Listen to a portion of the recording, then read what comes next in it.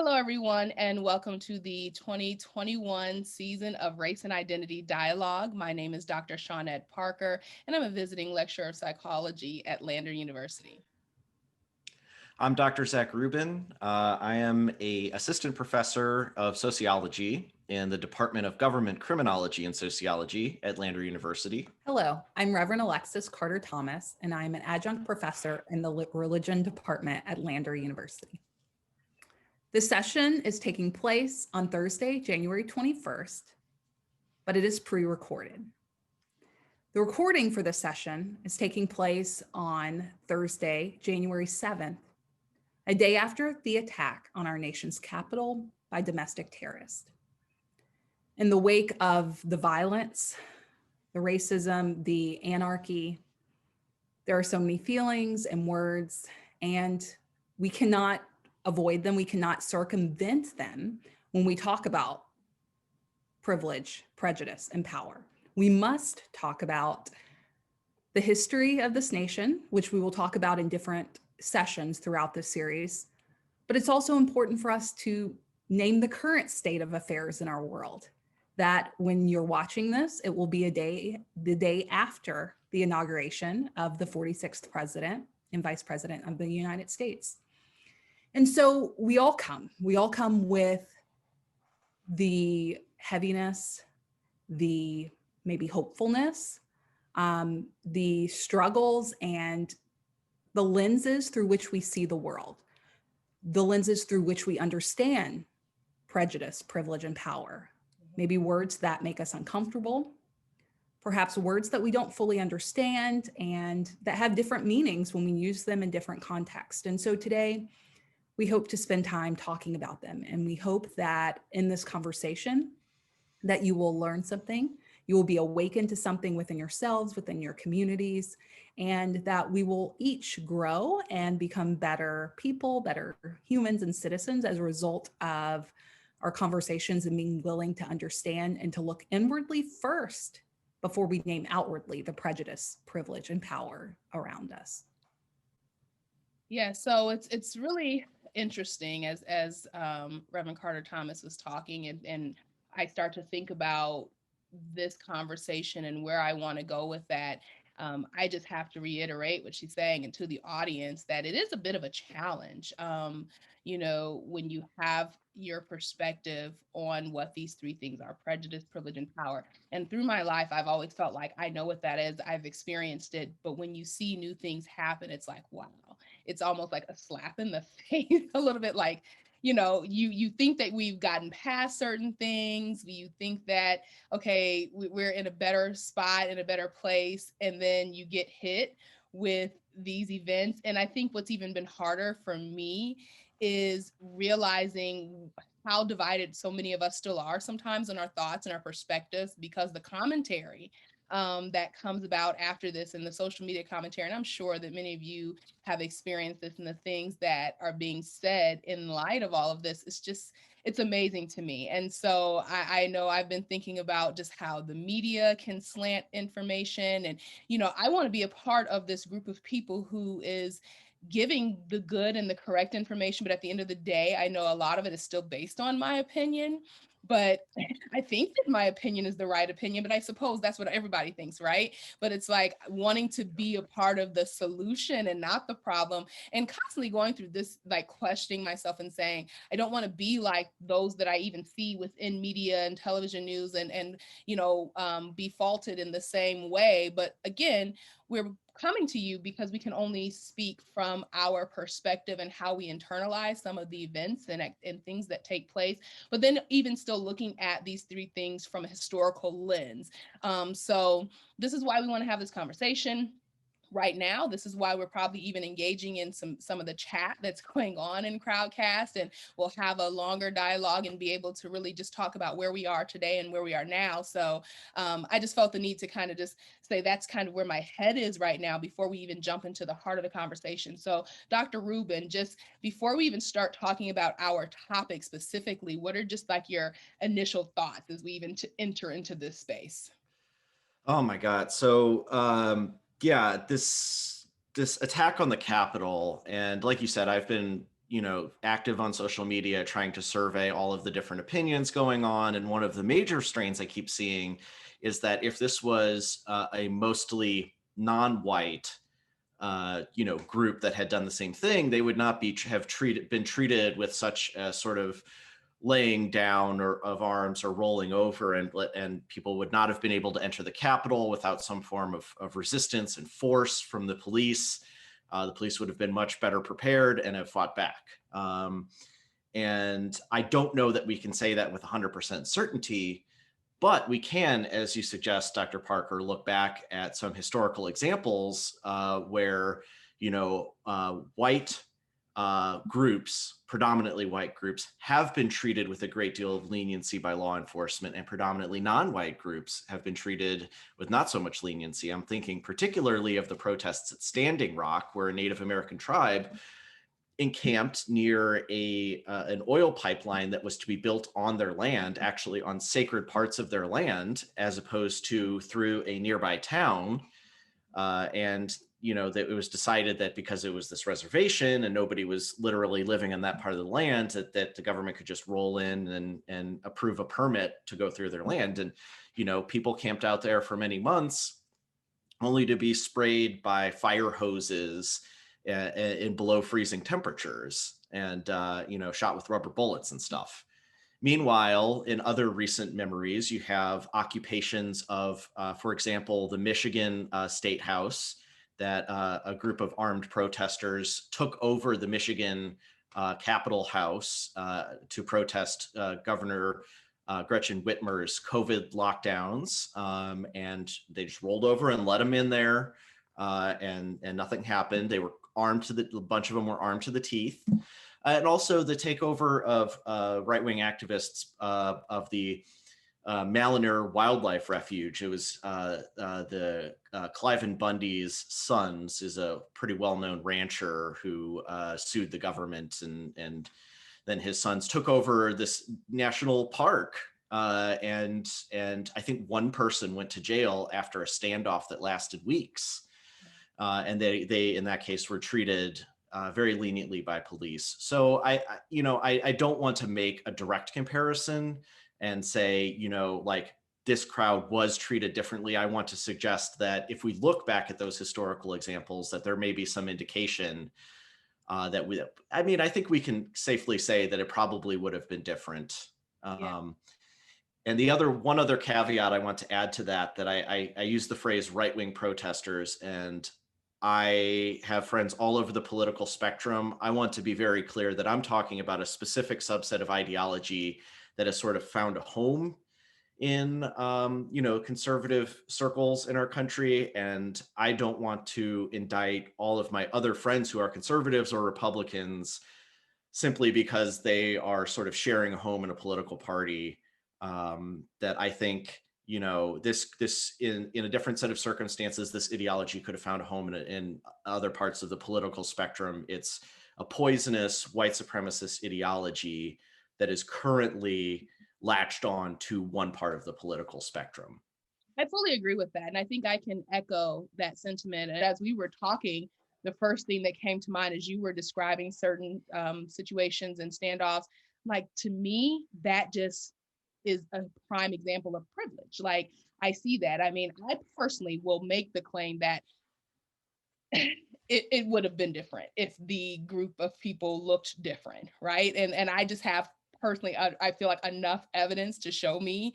And when we look at the different situations when you have large groups of Black people marching and going into places to where just even the presence of the police on the onset and beforehand, and even the thought of having a group that big there would have been different preparations. It's different. And I think of it being different because of privilege.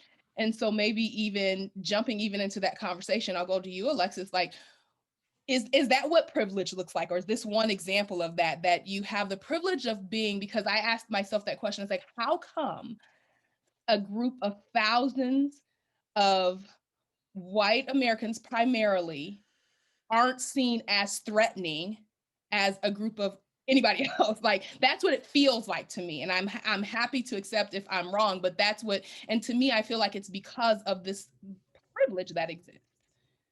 Privilege and prejudice and power can be dangerous combinations. I want to name that the three of those together, depending on where you fall in socioeconomic life in America, can mean life or death.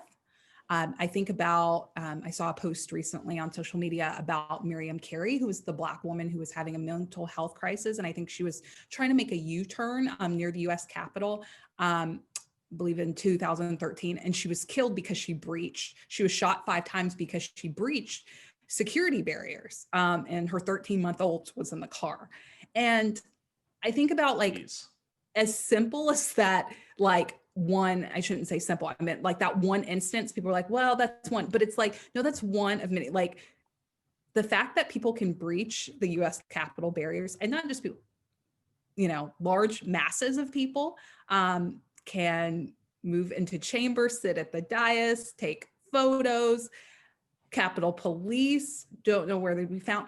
When you, as a leader and a nation leaders, and I thank you, Dr. Rubin, for naming the very particular type that it's not about, I'm not even talking party affiliation or specific race, I'm talking about a very specific ideology that allows one to live into a prejudice, privilege, and power that creates a sense of frenzy, anarchy, violence that can be sanctioned by the state, that can be sanctioned by a nation. Whereas if I just can't even imagine if people of color had tried to do that. And when I think of Black Lives Matter, that Dr. Parker mentioned, and just protests that were even peaceful. And there's been numbers to say that even at peaceful protest around the murder of George Floyd last year, that hundreds of people were arrested in peaceful protests. And you had, National Guard, you had people in armor, you had sometimes tanks, depending on the city. And so you came with armored vehicles and people who were protesting police brutality. And then I think I'm concerned when we can't critique ourselves, period. Like not just, as a whole, when we can't do self-critique, and when we're so busy critiquing others, prejudice, privilege, and power, as I named at the beginning, that we can't step back and say, it's not that all people on the left do it right all the time, or all people on the right, or all Democrats, all people of color.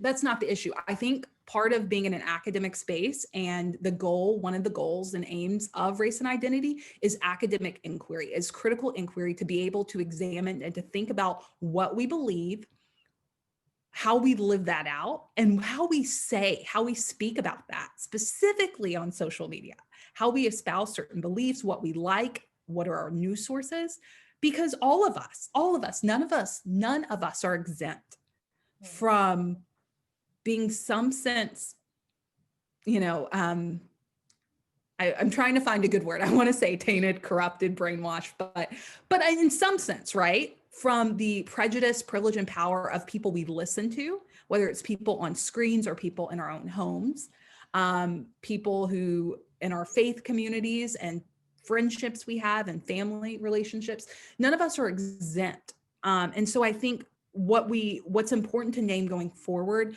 in this dialogue, and also when we go into breakout sessions and in future dialogues, is we all just sometimes need to take a break and do some self-reflection and inquiry and say, like, you know what, how are my own prejudice? When have I acted one way against a particular person because of their race, their ethnicity, their sexuality, that I might not have acted had they been another?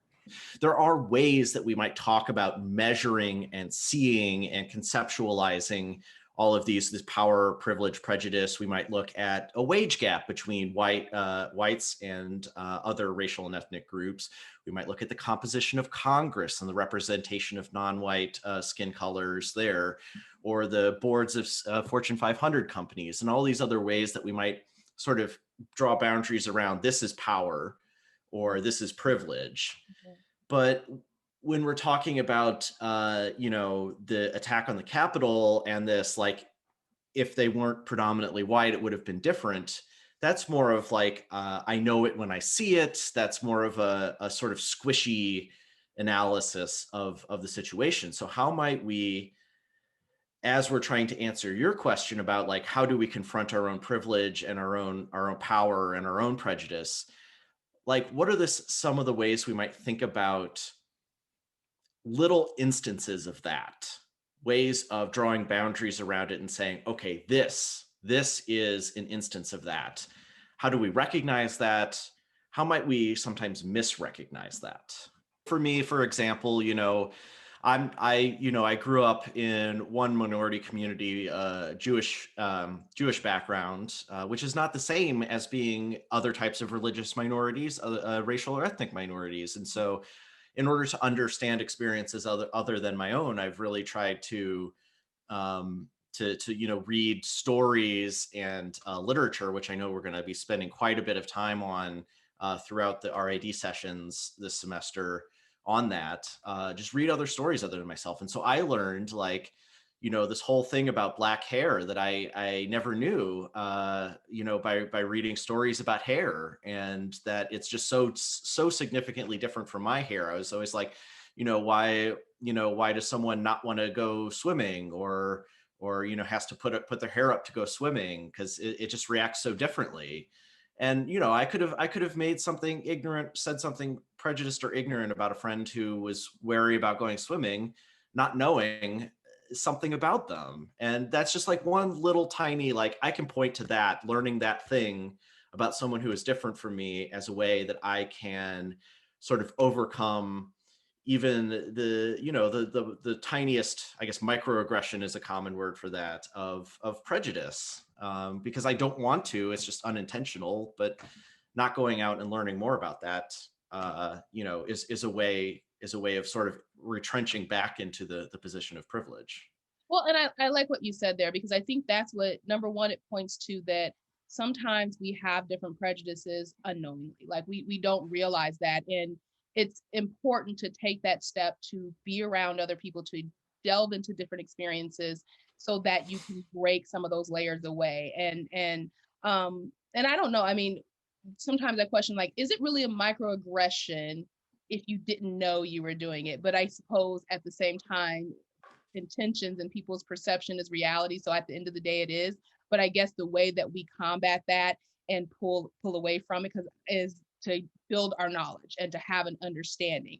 And I think then, once you build the knowledge and you have an understanding and you still do those things, you still have, snarky comments, then we're talking, all right, this is leaning more into the prejudice side. This is leaning more into, you have some, not even necessarily implicit bias, you have this overt biases that you're not willing to accept the difference.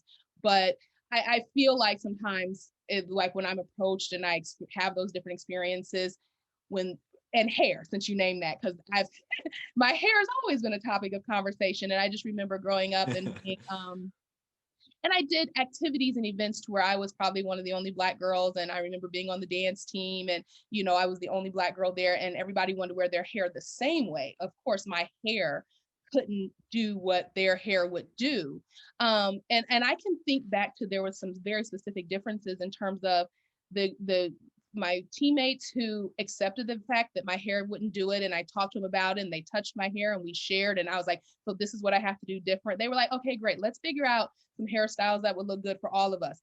The teammates, and sometimes even one of my coaches, who was like, nope, I don't care, you need to make it work. Now you are showing prejudice, right? Because I've taught you about it, I've shown you, what it is, and now you're not willing to accept that. And so, but those original young ladies that at first, when they, were just moving forward and saying, well, let's do our hair this way, let's have it, let's all look the same.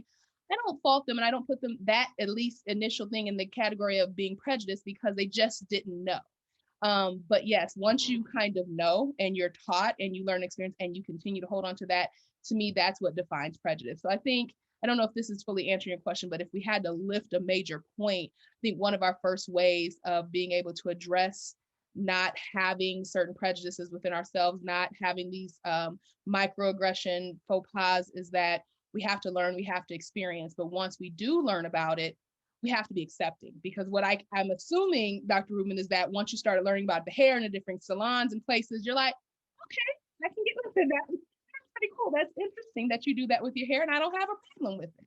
And it's good, and you feel more comfortable with even just having that conversation, or just even recognizing that there's a difference. So And so, yes, Dr. Rubin, I think you answered that well about where do we start practically for students, community members, professors who are a part of this dialogue. I believe it starts with naming our blind spots and being willing to do what's in our power to expand our knowledge and to educate ourselves, whether that means having conversations, learning about Black hair for some. For others, it could be watching movies that maybe aren't usually our preferences, to say, I need to educate myself. It is 2021. There are resources out there. I mean, so many resources, right? Whether there's TED Talks, documentaries. I've learned about things I've never known about through documentaries. And so I think one of the ways we reduce our own prejudice and look inward is to start not just with self-reflection, but conversation and dialogue with people who are different and have expertise. Maybe expertise is not always in degrees or academic space, thriving, but it's like their very life experiences speak other truths that maybe we think are lies, but we open ourselves up to listen. And so I think that's one key way that we open ourselves up. And I think sometimes through reviewing data, we may have different thoughts about what are facts and data, but when I think about one of the most recent numbers, that there are 87.4 million, I believe, worldwide who've contracted the coronavirus. I think we have to give attention to that. A year ago, we didn't know much. A year ago, January 2020, we were learning new things and taking information and hearing these reports, but we have to be careful of our news sources, but also open ourselves up to news sources. Listen to our language. I believe in the video that is the precursor to this, that has our guidelines. Think about inflammatory language. Think about how we label things. Chinese virus, things that can create these toxic perceptions, right? Of prejudice, privilege, and power. Who gets to name things? When I think about last year with Black Lives, or how many families, I think about this as a major kind of stratification when we think about families who had to homeschool, who didn't often have resources. I was watching a segment the other day on TV, and it was about a student through a nonprofit that was started by some college students who received a computer because she was doing her homework on her mom's smartphone for most of the year. And I was just thinking, there are lots of people like that. Do we even realize those kinds of power and privilege, things that are at work in the world, that people are losing educational advancement, that some sense they're getting behind because of a lack of tech resources, sometimes being in homes, having to stay home, where school was an outlet. School was a space of, freedom from homes that maybe had toxic, abusive spaces. So I think when we look at 2020 as a whole, whether it was coronavirus, a change to how we all are doing life with distancing and technology, how that privileges some thrive, right, in tech spaces due to the resources and due to maybe parents who have certain resources, or they have a quiet room in their home. And they don't share a bedroom with multiple siblings, and, just the things, food insecurity. And so I think not just do we have to educate ourselves on things that we're interested in, but we have to challenge ourselves to learn about things that are not even on our radar. It wasn't on my radar for a while that people don't have tech to do school, or that people who are being asked to, their colleges and universities that are closed, that they are now at home, where being in a dorm room was life-giving to them. And being at home is some sense it's a death dealing situation, depending on the situation, and so I think we learn and we educate ourselves in ways we can, and we push ourselves, we really challenge ourselves to look at prejudice, privilege, and power in ways that we are not always comfortable with, and that we don't have to face every day. Yeah, and Reverend Carter Thomas, you speak. I agree with everything you just said, and this, I think, is the importance of what we're doing with this series this semester, to be exploring different experiences through stories and storytelling. That's Dr. Parker, I assume you're much like me. We traffic professionally in data and hard empirical observations that depersonalizes a lot of what we are interested in, and stories bring those back to light. Like we can talk about what percentage of South Carolinians are without home internet because rural internetification is far behind in the state. But until you look at the home life of one of our students and the struggles they have to go through because they don't have home internet, that fact means something, but it's not, the full impact of it is not felt without the power of a story told about it. Right. There's an art to a good story is sometimes they're very particularizing and sometimes they're very universalizing. And I guess, it's on us as the reader to seek out enough stories, to seek out enough different kind of stories to know the difference between when a story is one or the other. And a good piece of fiction, which I love a good piece of fiction. And in fact, when the little amount of time I have to read for fun, Yeah. I usually I usually tend to seek out authors of color and try to understand experiences different from my own. Sometimes there's 1,000 stories wrapped up into one story. I recently read a book called Dear Martin by Nick Stone. She's a author in the Atlanta suburbs, graduate of an HBCU.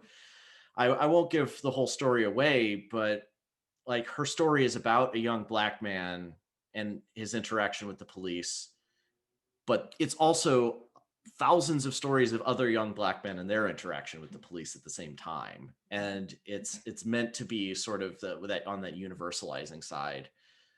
And it just helped me to understand that experience a lot more to read it. Mhm, No mhm. spoilers. That's all I'm going to say. Go read it. Support a local author. Yeah. No, that's good, Dr. Rubin. That kind of leads into some of the things I was thinking around stories and data about. For example, I had a friend recently, a dear friend of mine, who I'm questioning some of her political allegiances and thoughts around policy and such. So we had this conversation about it. And when she was like, Alexis, I just don't understand why you believe this. Everyone else I know, even all the other people of color, think this way. And I finally had to say, like, in a very friendly, but like a harsh way, like, you need to open up your circles. You need to come up with some new friends. And I say that to all of us today to say, like, if all of the stories you hear are the same vein, if like you were able to say, well, all of the people I know, or I knew, Dr. Parker mentioned this, like, we got to be careful about generalizing. Black people, all people, Jewish people are not a monolith. Like we have different experiences. If you can be in an academic institution if you have gotten to the age of 17 or 18 and all of your friendships and all of your circles believe what you believe, possess the same ideologies, it is time to examine your own sense of prejudice, privilege, and power, because it means you have a lot of it in some way. Right. If we can get through life, right, where everybody thinks like us, we're missing out, right? Like Zach, Right. you would be missing out on Black hair and knowing these things. We all are missing out thinking people's hair is just like us and people Right. live and think like we do. So yeah, like Yeah, let's enlarge the circle. and I think because we tend to do it because it's comfortable, right? It feels good to just go around people. And there's moments where you might need that. I mean, just today, I can honestly say there's moments where I have, after yesterday watching all the news, again, we're pre-recorded this, the stuff at the Capitol. And then today I'm like, okay, I need a break. I don't want to hear from anybody else who doesn't believe the way I believe. But I know, like you said, though, as an academic, as someone who's open-minded, that I need to hear different perspectives. I need to hear different opinions and different take on how this is. If anything, just to either reaffirm my own beliefs and to understand that, but I don't go into the conversations with this idea that I'm going to hear you out just so I can solidify what I believe. It's just to make sure to keep, because again, this is, like you said, me keeping in check my own sense of power, privilege, and prejudice, and making sure that I am not being such by being willing to hear from other people, to listen to other stories, to consume that, so that I can have better, well-informed intentions and move forward in life in a way that says, I'm not staying stuck in my own bubble. I am thirsty for conversation. I'm excited to talk to people, to learn from other people, to um, grow closer and build deeper connections. And that's what this is about, you know. And it's not about, like, yes, I want to see us grow and change. But us presenting these ideas through the race and identity dialogue is not because we're trying to push a certain thought, you know, in your head, or tell you what you should think about or how you should think.